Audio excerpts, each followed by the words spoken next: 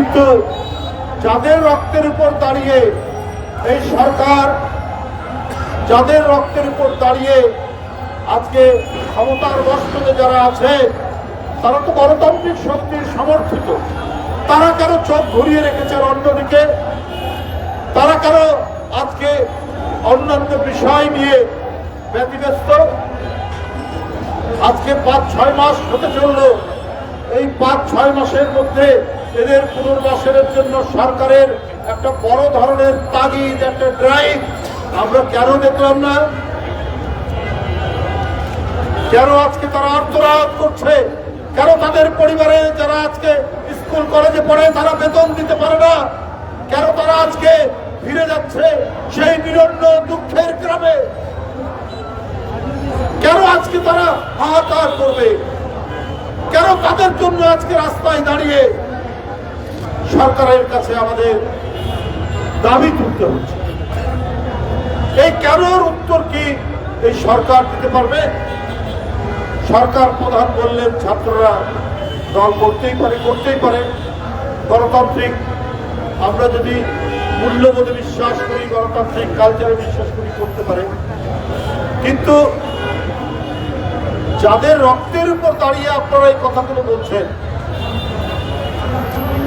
তারা তো সেই রক্তের ঋণকে পরিশোধ করা উচিত, সেই ঋণ তো পরিশোধ করছেন। বরং উল্টে নানা ধরনের অভিযোগ, নানা ধরনের তীর ছোড়া হচ্ছে আমাদের থেকে। বন্ধুরা, এগুলো আমরা অনেকেই বুঝতে পারি, অনেকেই বুঝি কেন, কোথায় তারা টার্গেট করে আসে। একটা নিরন্তর আন্দোলন সংগ্রাম তো একদিনে হয়নি, জুলাই আগস্ট মাসে হয়নি। জুলাই আগস্ট মাসে এটা পরিণতি লাভ করেছে, কিন্তু শুরু হয়েছে তো একেবারে 2007 সাল থেকে, সময় থেকে। এর মাঝখানে জীবন দেয়নি অনেকেই। তার ইলিয়াস আলী কোথায়? তাহলে খিলক্ষেতের জনির তার প্রতি ঈদে গিয়ে আমাদের কেন তার কবরের সামনে আমাদেরকে মোনাজাত করতে হয়? 2-3টা নাম বললাম, চৌধুরী আলম, আপনার সাইফুল ইসলাম হিরু, আরো কত। তো এই যে নিরন্তর সংগ্রামের মধ্যে দিয়ে জুলাই আগস্ট সবাই নেমেছে, যারা নেমেছেন, ছাত্র নেতৃত্ব দিয়েছেন, তাদের প্রতি আমাদের শ্রদ্ধা রেখেও আমরা এইটুকু বলি যে এই যে আরো অন্যরা যে নেমেছেন জনতার মধ্যে থেকে, পেশাজীবী শ্রমিকরা, যাদের একদিন রিক্সা যদি চালাতে না পারে, তাহলে তার পেটে ভাত হবে না, তার পরিবারের ছেলে মেয়ে স্ত্রী, তাদের আত্মদানকে এত ছোট করে দেখছেন কেন? সেটার জন্য তো কর্তব্য ছিল আরো বেশি। ওই সরকারের দিক থেকে তো যে পরিবারগুলোতে এই রিক্সা শ্রমিক ভাই, ভ্যান চালক ভাইরা মারা গেছে, আপনারা কি তাদের তালিকা করে তাদের কিভাবে পুনর্বাসন করা যায় সরকারের দিক থেকে তো আমরা এখনো কাউকে আসতে দেখলাম না।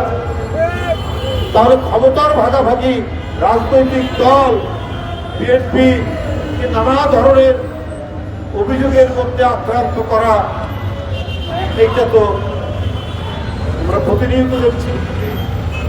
জামাত ইসলামের ছাত্র সংগঠন ছাত্রদলকে বলে যে আমরা ছাত্রদলের মধ্যে নিষিদ্ধ ছাত্রলীগের প্রতিচ্ছবি দিচ্ছে। ভাই, কে কখন নিষিদ্ধ হয় আমরা জানি না। এখন ছাত্রলীগ নিষিদ্ধ কিনা আমরা জানি না। ছাত্র শিবিরকেও নিষিদ্ধ হতে দেখেছি এক সময়। কিন্তু আমরা যে এটাও জানি, ছাত্র শিবিরের অনেক এখন যারা নেতা, তারা ছাত্রলীগের মধ্যে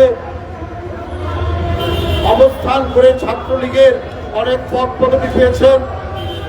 অনেকে ছাত্র শিবিরকে বলে গুপ্ত ছাত্রলীগ। এর উত্তর কি করে দেবেন? এর তো অনেক প্রমাণ, অনেক নাম, অনেক তালিকা আমাদের কাছে আছে। অবান্তর কথা কেন আপনারা বলছেন? কিসের জন্য এই সমস্ত কথা বলে আজকে গণতান্ত্রিক শক্তির বিরুদ্ধে এই বিভাজন তৈরি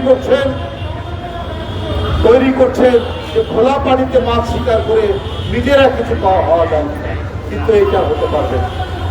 বলছেন যে বিএনপিও তো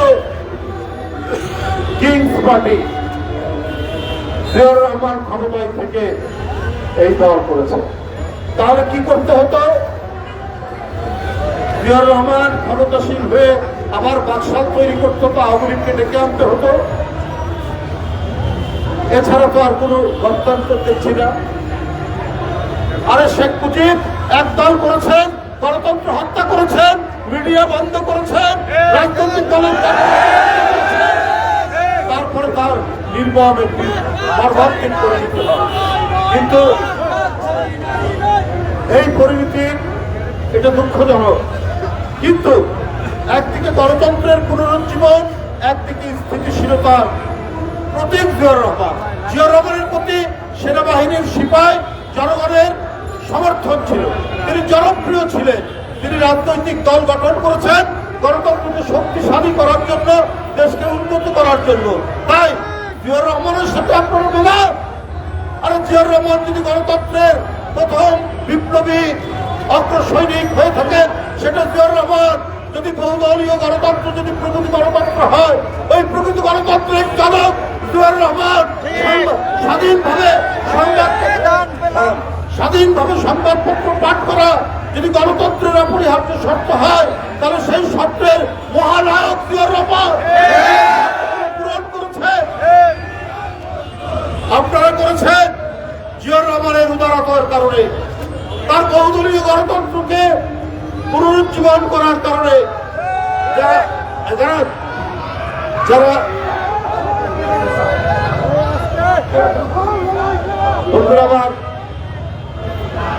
তার উদারতার কারণে যারা ৭১-এর পরবর্তী পর্যায়ে নিষিদ্ধ ছিলেন, তারা রাজনীতি করার সুযোগ পেয়েছে। আর আমরা দেখেছি এই রাজনৈতিক দলটি যখনই সুযোগ পেয়েছে বিএনপিকে পেছন থেকে ছুরিকাঘাত করার চেষ্টা করছে। এটা আমরা প্রতিনিয়ত প্রতি সময় আমরা দেখছি। তাই বন্ধুরা আমার, আমি একটি কথা বলতে চাই, এই দেশ থেকে যেমন ইসলামী সংস্কৃতি, কালচার, আল্লাহর প্রতি বিশ্বাস, এটাকে যেমন মুছে দেওয়া যাবে না, যেটা শেখ হাসিনা করেছেন, বারবার চেষ্টা করেছেন ইসলামিক কালচার, মুসলিম সংস্কৃতি এবং আল্লাহর উপর বিশ্বাস, যেটা জিয়াউর রহমান সংবিধানে নিয়ে এসেছিলেন, শেখ হাসিনা চেষ্টা করেছেন নানাভাবেই এটা মুছে ফেলা। আবার এটাও মনে রাখতে হবে, আজকে কয়েকদিন আগে দেখলাম আমাদের দেশে, মনে রাখতে হবে আমাদের দেশে জাতীয় সংস্কৃতির নানা অঙ্গ আছে, নানা বৈশিষ্ট্য আছে, ওটাকেও মুছে ফেলা যাবে না। কেন চট্টগ্রামে বসন্ত বরণকে নিষিদ্ধ করা হয়েছে? কার নির্দেশে হয়েছে? কেন নাটক বন্ধ করে দেওয়া হয়েছে চট্টগ্রামে? এটা কারা করছে? আমাদের মাটি হচ্ছে প্রত্যেকটি ধর্মের সমন্বয়ের মাটি, সবাই তার মত প্রকাশ করবেন, প্রত্যেকটি ধর্ম সম্প্রদায় তার ধর্মের চর্চা করবেন। এই কারণে এখানকার মাটি সর্বধর্ম মত, সমন্বয়ের মত, এবং আমাদের হাজার বছরের যে সংস্কৃতি, সেটাকেও আপনি মুছে ফেলতে পারবেন না, যেটা এখন কেউ কেউ চেষ্টা করছে। বসন্ত বরণ হতে দেবে না, বিভিন্ন সাংস্কৃতিক অনুষ্ঠান হতে দেবে না, নানা কথা বলে এটাও চলবে না। বন্ধুরা আমার, এইটা খুব পরিকল্পিতভাবে করার চেষ্টা করছে, হয়নি। যেমন 52 সালে আমাদের বিশ্ববিদ্যালয়ের ছেলেরা আত্মদান করেছে তার মাতৃভাষাকে রক্ষা করার জন্য, ওইটা একটা ছিল সাংস্কৃতিক সংগ্রাম। পাকিস্তানের চেষ্টা করেছে উর্দুকে চাপানোর জন্য, এদেশের মানুষ কিন্তু এটা মানেনি।